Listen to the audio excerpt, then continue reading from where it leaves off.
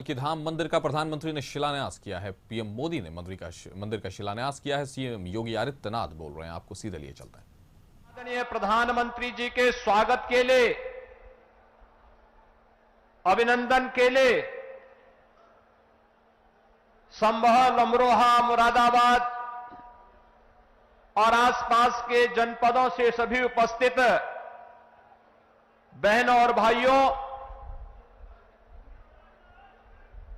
आज आदरणीय प्रधानमंत्री जी का भगवान विष्णु के 200वें अवतार की जो ये भावी भूमि होने जा रही है, संभल जनपद में आगमन हुआ है। इस अवसर पर आदरणीय प्रधानमंत्री जी का मैं उत्तर प्रदेश वासियों की ओर से हृदय से स्वागत करता हूं, अभिनंदन करता हूं।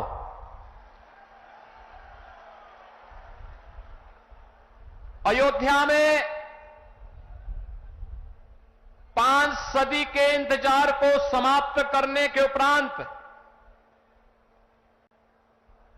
प्रभु श्री रामलला के भव्य मंदिर को बनाने और रामलला को विराजमान करवाने के उपरांत पहली बार संयुक्त अरब अमीरात के अबू धाबी में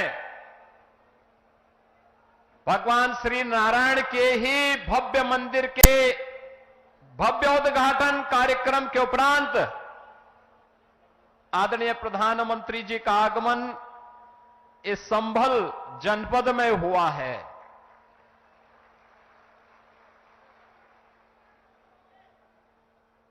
बहनों और भाइयों, हम सबको इस बारे में देखना होगा। पिछले 10 वर्षों में हमने एक भारत का दर्शन किया है। एक नया भारत है,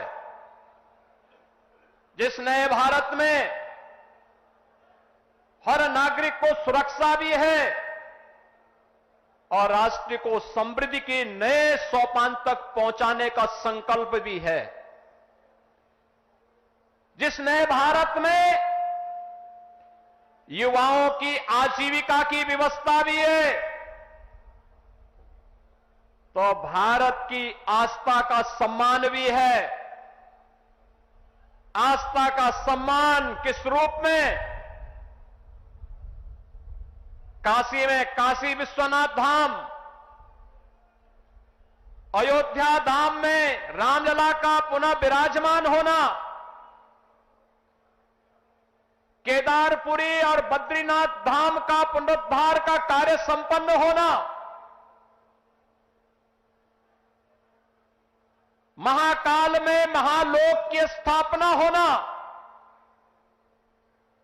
ये वह नए भारत की तस्वीर है, जिस नए भारत में हर युवा की आजीविका की गारंटी भी है और आपकी आस्था की भी गारंटी है। यही मोदी की गारंटी है। भाइयों बहनों, ये आस्था का सम्मान जिन लोगों ने आस्था के साथ लगातार खिलवाड़ किया, वे न आजीविका ही दे पाए और न भारत की आस्था को ही सम्मान दे पाए। आज तो भारत की विरासत भी सम्मानित होती है वैश्विक मंच पर। जब योग को वैश्विक मान्यता मिलती है और 21 जून की तिथि को दुनिया के लगभग 200 देश एक साथ जब भारत के अंदर किसी एक स्थान पर प्रधानमंत्री मोदी जी के नेतृत्व में करोड़ों भारतीय योग की इस विधा के साथ जुड़ते हैं, तो दुनिया के 200 से अधिक देश भी भारत की ऋषि परंपरा के इस प्रसाद के साथ जुड़ते हैं। कुंभ का आयोजन यूनेस्को के द्वारा मानवता के मूर्त सांस्कृतिक धरोहर के रूप में से मान्यता देना हो, या फिर अबू धाबी में भी किसी हिंदू मंदिर का होना, जो कभी कल्पना थी, आज वह साकार हो रही है। यही नहीं, भारत के अंदर जो पहले असंभव था, आज वो संभव हुआ है। जो पहले नामुमकिन था, आज मुमकिन हुआ है। और वह इसलिए हुआ है क्योंकि आपके पास एक यशस्वी नेतृत्व है जो भारत को समझता भी है, भारत को यशस्वी नेतृत्व भी देने की क्षमता रखता है, और वह यशस्वी नेतृत्व वैश्विक मंच पर भी पूरी मजबूती के साथ भारत के गौरव और भारत के सम्मान को बढ़ाता है। और ये हम सब इस बात के लिए गौरवान्वित महसूस करते हैं जब प्रधानमंत्री मोदी जी का सम्मान दुनिया के मंच पर होता है। पूरी दुनिया उन्हें आशा भरी निगाहों से देख रही है। जिसके लिए भारत भारत कहलाता था, आज आजादी के बाद पहली बार 140 करोड़ की आबादी का भारत इस चीज को महसूस कर रहा है।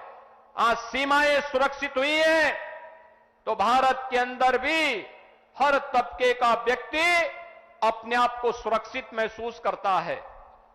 यह संबल क्षेत्र हम सब जानते हैं, यहां पर खेती किसानी के साथ ही इस पूरे क्षेत्र के विकास को लेकर के यहां की कारीगरी और हस्तशिल्प को भी प्रधानमंत्री मोदी जी ने आगे बढ़ाने का काम किया।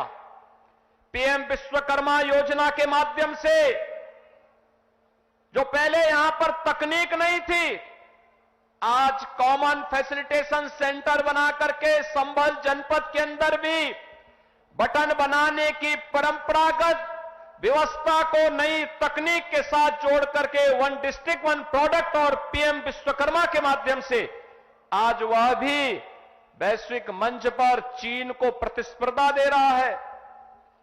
मुरादाबाद का ब्रास का आइटम हो या अमरोहा का ढोलक, यह एक नई पहचान के साथ आगे बढ़ रहा है।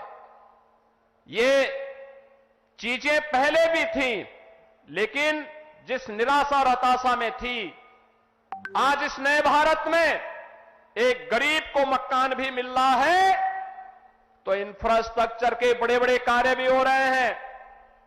संभल जनपद में गंगा एक्सप्रेसवे पूरी मजबूती के साथ बन रहा है और यहां पर औद्योगिक क्लस्टर भी विकसित होने जा रहा है। आने वाले समय में संभल से प्रयागराज की दूरी, और 2025 में जब प्रयागराज कुंभ होगा, हमारा प्रयास होगा, उस समय डबल इंजन सरकार का प्रयास है कि उस समय प्रयागराज में गंगा एक्सप्रेसवे से पश्चिमी उत्तर प्रदेश और देश के अन्य भागों के लोग प्रयागराज पहुंचे। प्रयागराज की दूरी को न्यूनतम करने की दिशा में यह एक नया प्रयास प्रारंभ हो रहा है, और गंगा एक्सप्रेसवे इसके लिए आपके लिए तैयार होने जा रही है। यह जो कुछ भी हो पा रहा है, चाहे वह अच्छा इंफ्रास्ट्रक्चर का हो, चाहे वह मुरादाबाद का बहुत शीघ्र प्रारंभ होने वाला एयरपोर्ट का हो, चाहे वह हस्तशिल्पी और कारीगरों के सम्मान का हो, चाहे वह नौजवानों के रोजगार का हो, और चाहे किसानों के आमदनी को कई गुना बढ़ा करके उनके